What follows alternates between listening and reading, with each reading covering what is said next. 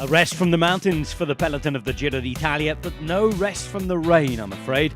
It was a torrential start to stage 18 on the way down to the Venetian plain, but thumbs up and pink-clad fans, and one rider in particular, looking to enjoy themselves. A two-star stage, mostly downhill, passing through the pretty sights of Valdobbiadene, but no popping of Prosecco corks until arriving in Padova, venue for the stage finish in its beautiful central square. On paper, a sprinter stage, 178 kilometres with only one short classified climb.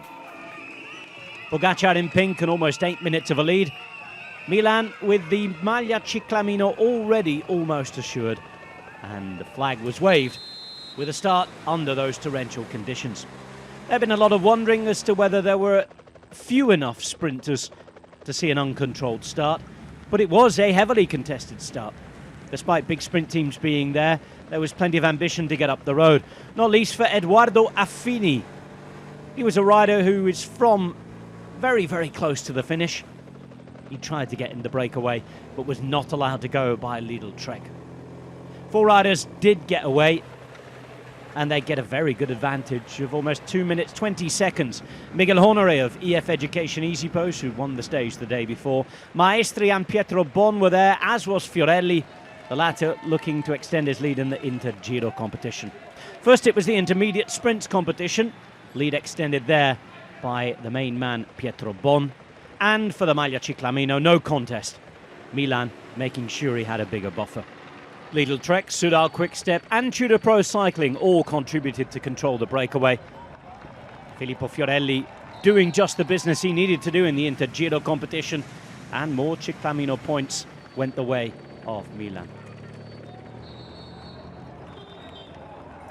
Then an attack, 60 k's to go, and Affini finally got away from the grasps and the clutches of the peloton. He'd make it 5 at the front, but could they hold off? 30 seconds became 15 with just under 40 k's to go, but it wasn't easy for them to be pulled back. Just outside 20 kilometres to go, 10 seconds, and then with 10 k's remaining, finally it was all back together. A nervous run-in with pinch points and roundabouts, teams moving up at just the right time, and into the final 2 kilometres it got even more chaotic.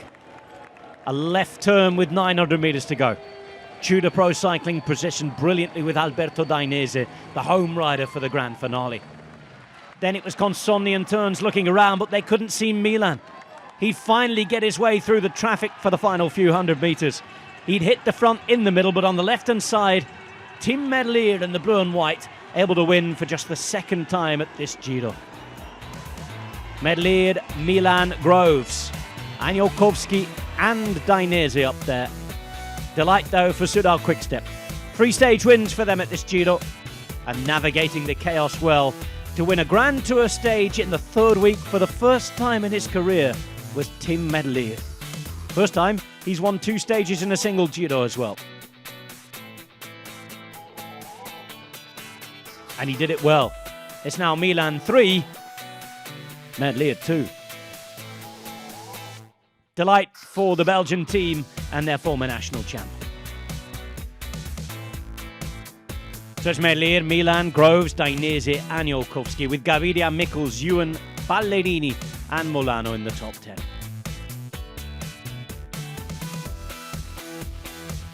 A second sprint win for Soudal-QuickStep, a 3rd stage win allied to that taken by Alaphilippe.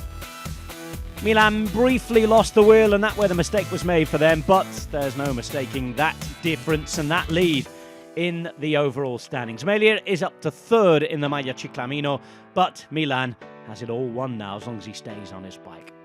You'd feel the same about Tadej Pogacar in the general classification. Another day in the pink jersey, 17 now. Pogacar leading by 7:42, with 2 mountain stages still to go. Martinez 2nd, Thomas 3rd, and now we head to a big day, potentially, for the breakaway. Into Friuli, and heading up to Sappada, venue for one of the most dramatic Giro moments in the 1980s. Vicentini Roche, ring any bells?